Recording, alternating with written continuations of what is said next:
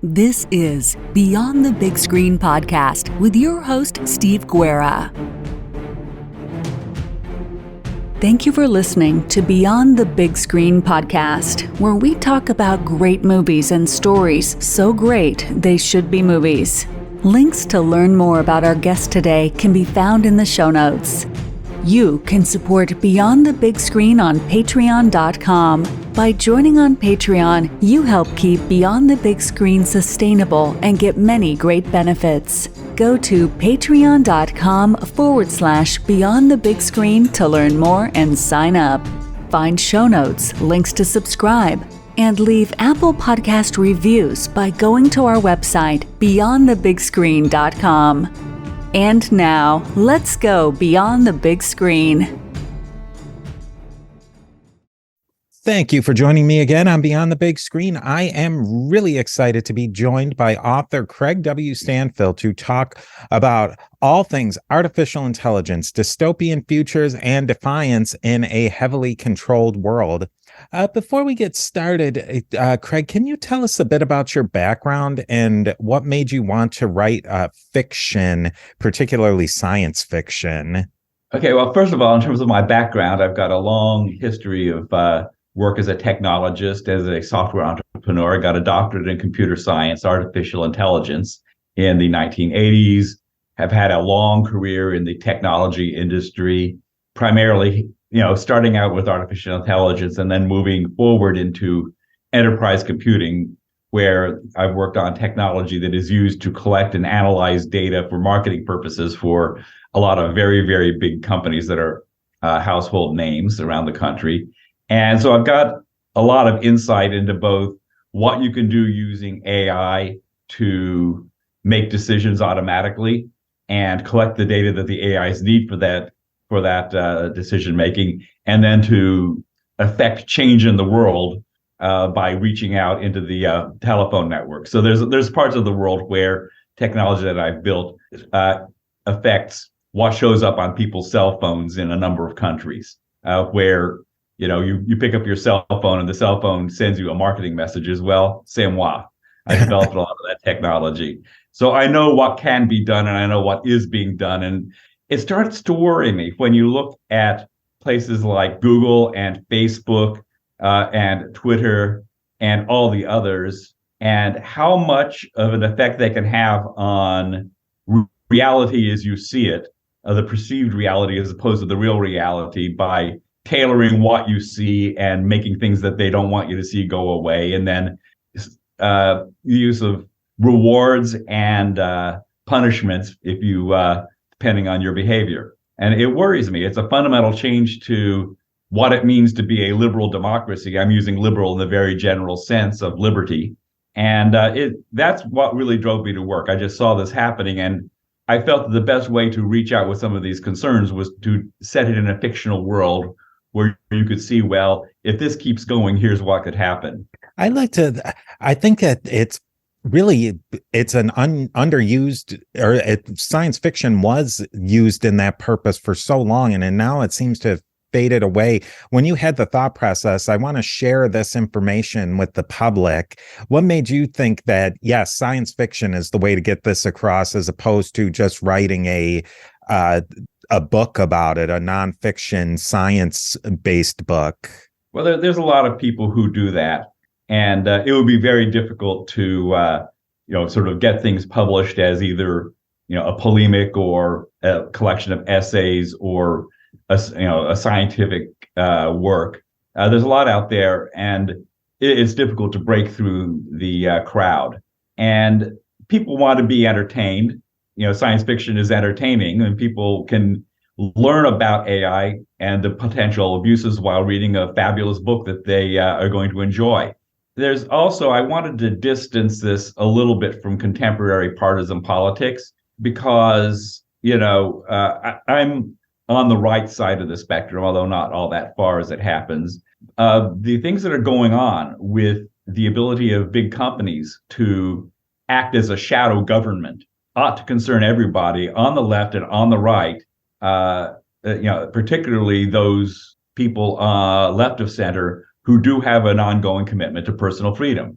Do you think that the science fiction genre gives you a bit of a sandbox to play with these ideas in a bit more, maybe a loose fashion, and maybe play out where ideas could potentially go than just writing a predictive science book? Absolutely. I can just set up a world with a political structure that and a technological structure to be whatever I want it to, and say, okay, well, here's the world that I'm going to create, and here's what it's like to live in this world. Now, the world that I created, which I call the AI dystopia, I set it 250 years in the future to give myself a big sandbox to sort of detach from current events. And so I thought, well, let's take the following power structure. We've got monopolistic corporations that can set their terms of service to be whatever they want them to be. So they put whatever they want to in their customer agreement. And if you want to do business with them, you have to sign their customer agreement. And in this world, just to make those customer agreements have a little bit more oomph and to keep things simple, every industry has a single monopoly. So if you don't, if you don't have to sign the food company's customer agreement, but you don't have to eat. And again, that's not the world we're in this country, although there's parts of the world where we are heading that way. But what we've got actually right now are oligarchies of like-minded corporations, and the internet is ruled by oligarchs. By the way, we don't like Russia being ruled by oligarchs, but we live much of our lives on the internet, which is ruled by oligarchs. Maybe you can explain that a little bit more, because I don't think people understand quite what you mean by that. Oligarchs, like, what is it really? How does the technology world work today? Well, a lot of it is a result of this is in communication theory. It's called the network effect. And it was first noticed during the telephones era, where if you have a communication medium or a network, its usefulness grows as the square of the number of people on it, because if you double the number of people, you have 4 times as many connections. And this creates a natural monopoly on control of the network. You have to be able to communicate with people, and so it works best if everybody's in the same place. Early in the history of the internet, the internet was the communication network. It was open. Anybody could go anywhere. Nobody could control it. Nobody could censor the internet.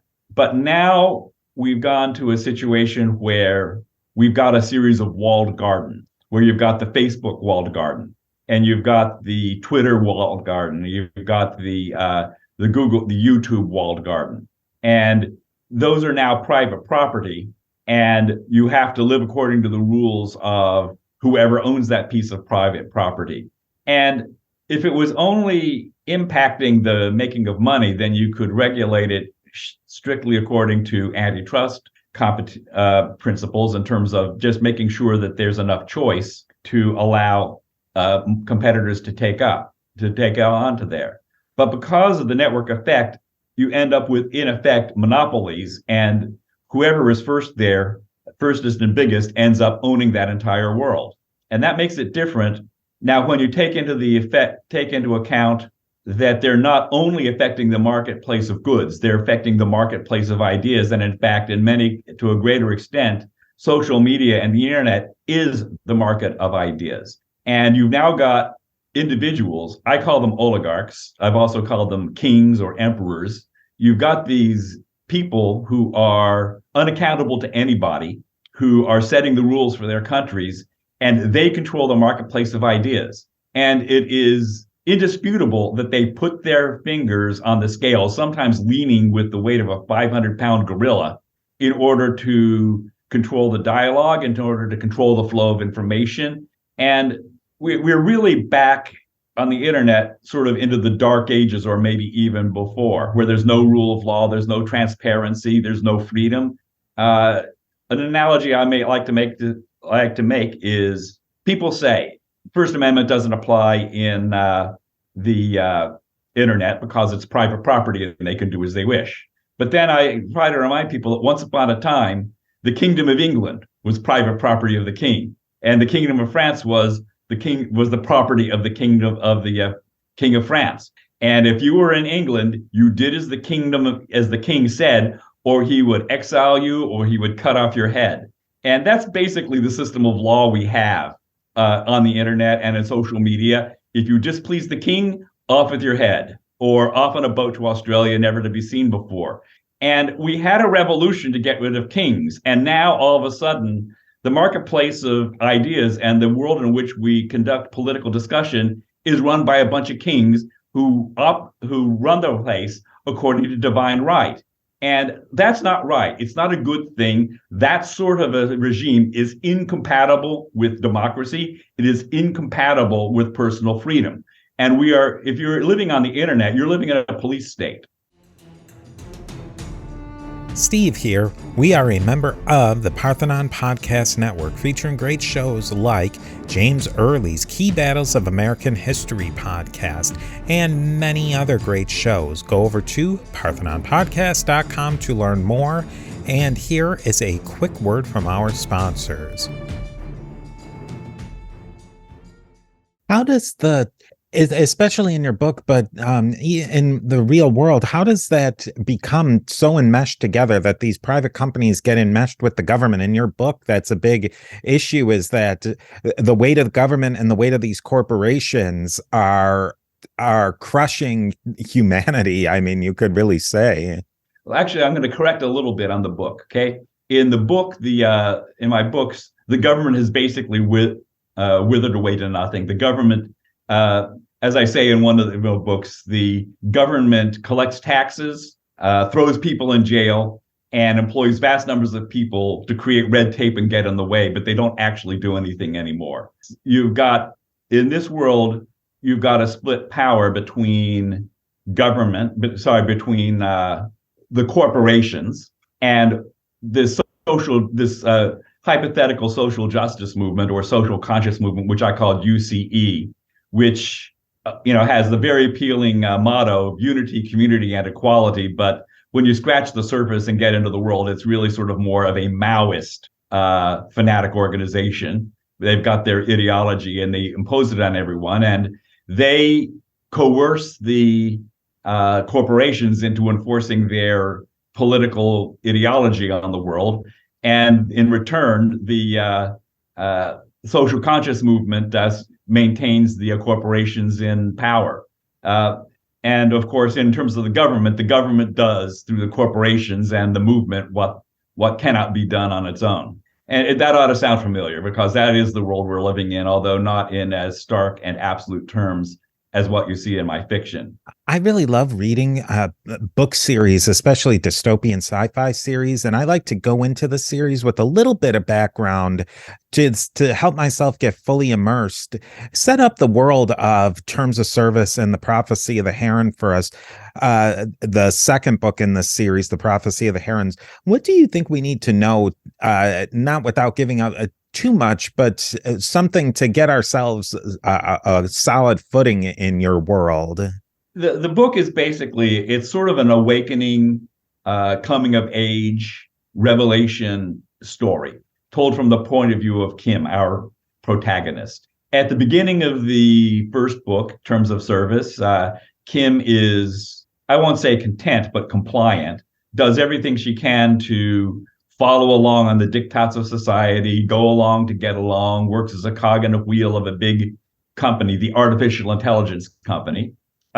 Like everything else, it's a monopoly. And as you can imagine, in this world, controlling the AIs makes you a very powerful company. And she's a cog in the wheel, goes along to get along. And it's clear from the first page that she is not happy.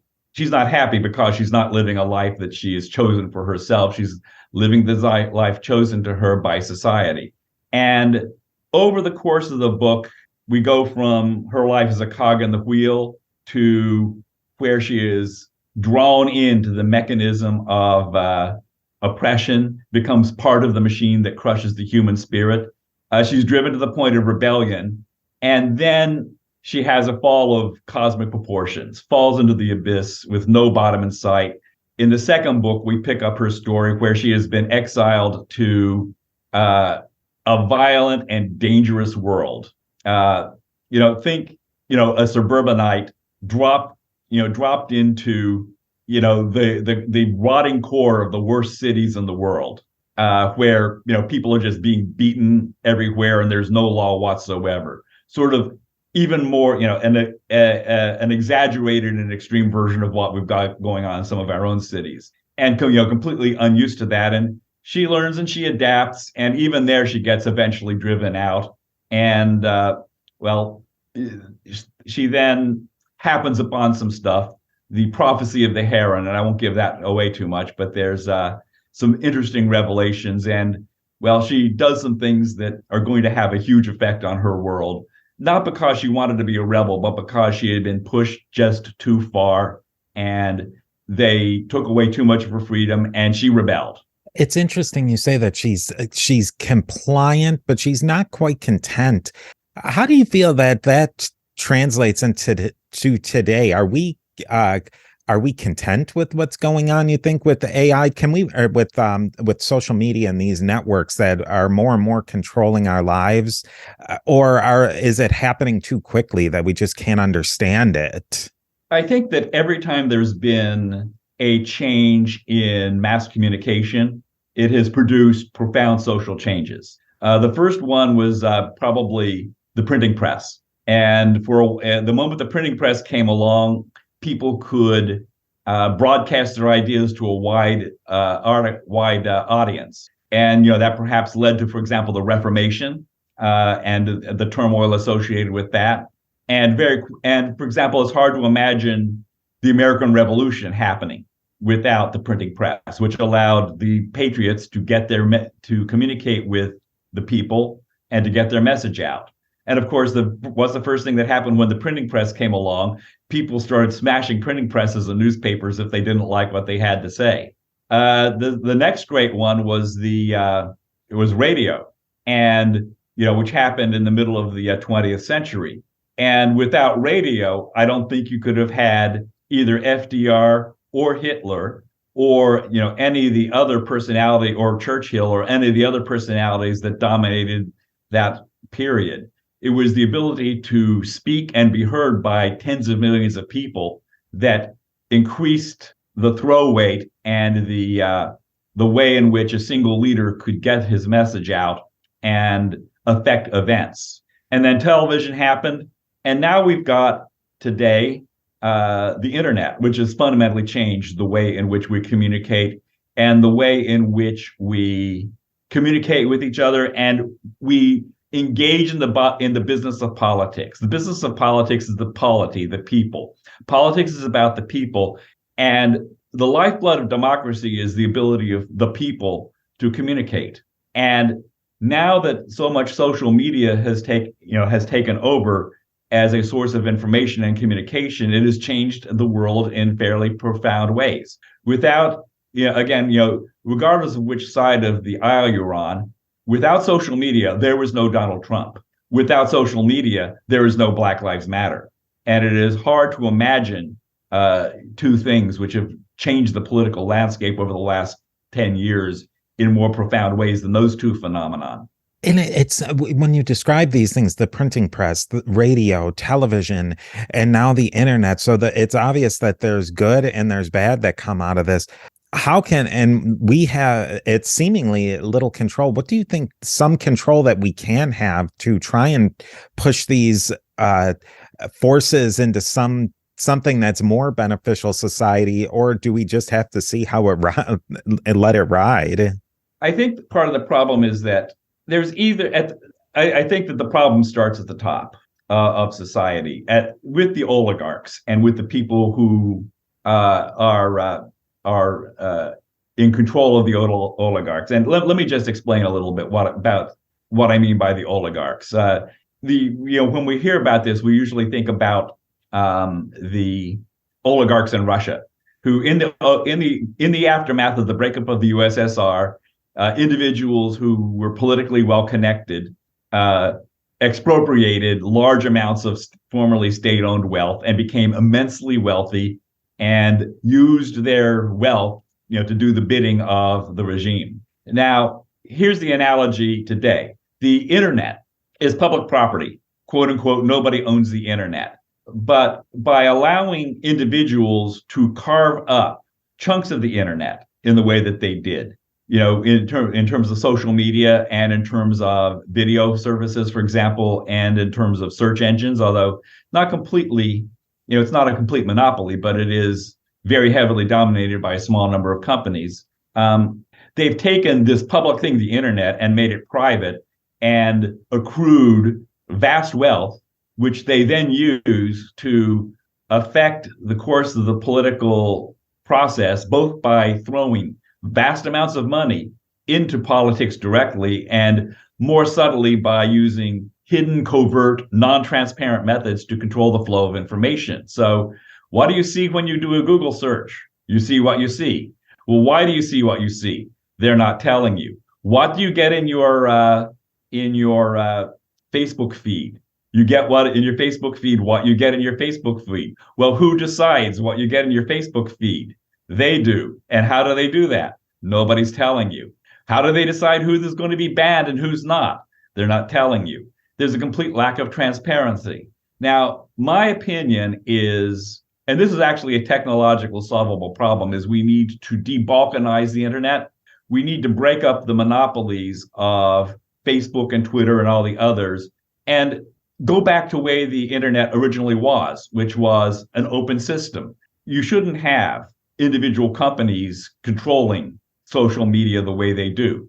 You should go back in the origin, back in the days of what was called Usenet. Anybody could put up anything on Usenet and it would get broadcast around the world. And it was an open standard.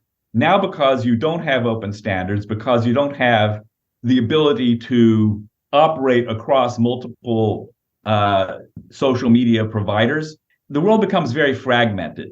So, you can escape Facebook, but then you find a very balkanized world of MeWe and Parler and Gab and all these other small platforms where, because of the network effect, you don't have much reach. And it's very difficult to difficult or impossible to maintain a presence across all of those platforms. It's difficult or impossible to follow people across all of those platforms. And so this balkanization very much gets in the way of your ability to communicate with people and take in information. And I really think that has to stop. And I think it can be made to happen if people in the technology community will get their act together and say, we will create an open standard for social media. And maybe Facebook and Twitter would say, no, we ain't doing it. But maybe some of the smaller players could get together, have open social media, and so that if you're on MeWe or Gab or whatever, you can see everything else on the other social media. And if you put something out, it can be seen across all of the social media vendors. That would actually have a chance of reversing this trend. But the reason why that's difficult is because the people at the top, many in the political world, are afraid of open discussion. They're afraid of freedom of speech. And what they say is, we need to stop hate speech. Well, what's hate speech? I can tell you what hate speech is. I hate what you said. I hate you for saying it. And I am not going to let you be heard. You have no place and you have no business being in public. And we are going to shut you out. And that's what they mean by hate speech. I hate what you said and I hate you for saying it. And, and they're saying, well, we can't have free speech or people are going to say racist things. Well, yes, they are. There are racist people out there who are going to say racist things, but we've lived with open speech and free speech for all of our history. And why is it all of a sudden not okay? And the answer is because, nobody wants to see that, but you need a way to not see it. But when you say, well, we can censor racist speech, well, what is racist speech? And the answer is anything that they don't want you to say.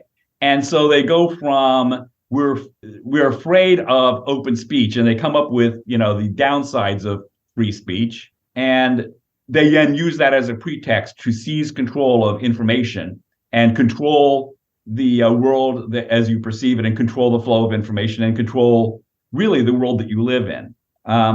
And I think that they use this. Again, nobody wants to hear overtly racist speech. It's offensive. I don't want to see it.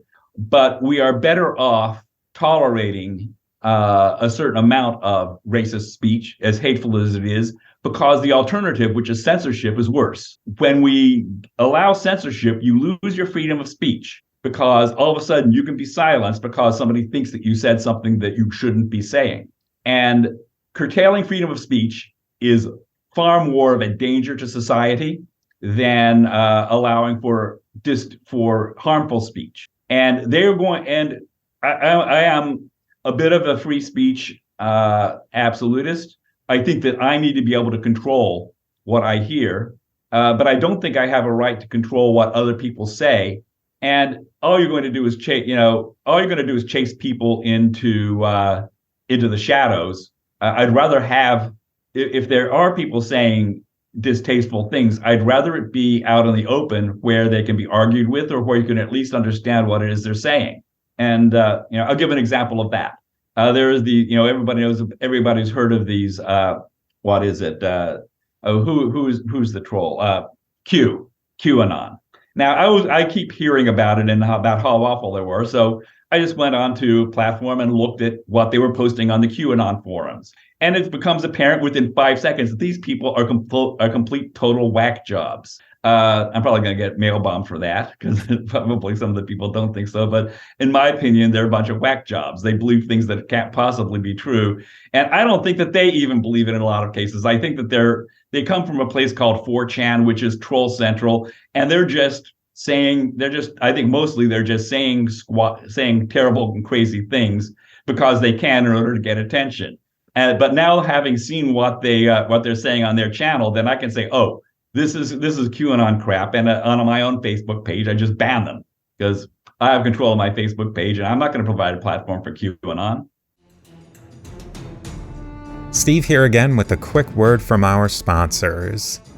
What I think is interesting, too, is when you delve even deeper, that something that's almost as insidious as that is big corporations. You could get a geolocated ad. You're driving by a big box store, pharmacy, and get an ad for them. And they have all the money in the world to spend on that. But you're never going to get an ad for the small independent pharmacy that might be across the street. What does that have? How is that going to affect our society going on? Well, again, it increases monopolism. It increases the concentration of economic power in the hands of the biggest companies. And this is one of the things, again, that I explore in my book, which is how control of information allows you to create monopolies. And if you can keep the other guy from speaking, then you win. Maybe you can just explain to a little bit of, how did you design this character, Kim? What were some of your influences in Kim? Did you have an archetype in mind? Oh, that's an interesting one. I guess I tried to imagine what it might have been like for me to have grown up in this society where I don't have any freedom of speech, and I'm pushed to live a life that I don't like, that isn't the life I want to live, and then find myself drawn ever deeper into the mechanism of by which people are oppressed. And there's some parallels. Kim is sort of drawn into the center of the AI company. I've got a long-standing background in corporate IT, and I've helped develop a lot of the technology that is used to collect information from the internet, analyze it, and use it to advertise products. And that in my opinion, that is innocuous, because all they want to do is show you advertisements for something you might buy. And it makes the markets more economically efficient, so that you are more likely to see things that you're interested in and less likely to see things that you're less interested in. And I think that's, it's an economic plus. It just improves the efficiency of marketplaces. And it does allow, smaller players such as myself to advertise and get, attention for my books. I use Facebook advertising fairly heavily to promote my books, and it's a great marketing tool. The problem is that when you start using that into the political arena and start using control over information to limit choices on what people can learn and what they can see on matters of in the marketplace of ideas rather than the marketplace of things. For me, great science fiction is the telltale sign to me is that I can read the book 20 years ago and get a message out of it, and maybe read it in 10 years and get something different out of it, and read it again today and get something different out of it. You've explained how we can approach the book today. If you had to speculate in 2 years or 5 years or maybe 20 years, how do you think people are going to approach these ideas of AI and these tech companies will impact our speech later down the line? I mean, it's complete speculation, but if you had to speculate about them, what would you think? Well, what I will hope will happen is we will at some point say, I'm glad we listened, but the way things are going now, I think it's going to be, I wish we'd listened. And the thing is that the AI dystopia is happening.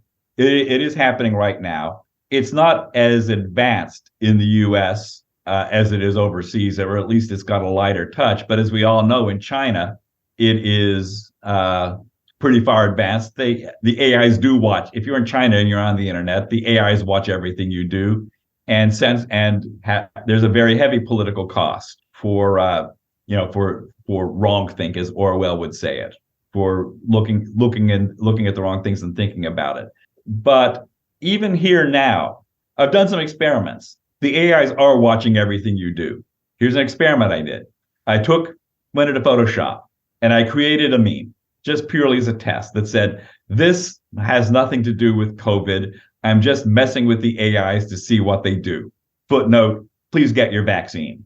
I'm right of center, but I'm very strongly pro-vax, but it needs to be a personal choice. So pro-choice, but get the vaccine is my personal stance. But all I did was, this has nothing to do with COVID. I'm just messing with the AIs. Guess what? The little warnings that you get about COVID disinformation showed up on the bottom of that on the Facebook page, showing that yes, the AIs at Facebook do look at everything you put up on Facebook to see if it contains something about COVID. Think about that. If people want to learn more about your books, where can they find them and find your presence on social media? Well, the best place to go is to my website, www.craigwstanfill.com, where I've got pointers to my books and a bunch of essays with my social outlook and the way it reflected on various aspects of the book. The book itself is available at amazon.com. Search for Terms of Service. You can also search on Amazon for AI Dystopia. AI Dystopia will get you to my books too. It is also available on Barnes & Noble's, Apple, Google Play, and a number of other online retailers. And I've got a page on Goodreads, which is another good place to check out books. So yeah, check out my website. You'll find a lot of things that are there that are interesting in addition to just, the usual blurbs and buy my book. Well, thank you so much for coming on. I think people should definitely read the book because it's a very entertaining science fiction, and it will definitely make you think about more about the issues that are going on today. Well, yeah, I think that it will. And it has to be a good read or people won't read it. And most people who read it really enjoy it. And you'll learn about AI and it will open up a lot of eyes, I think.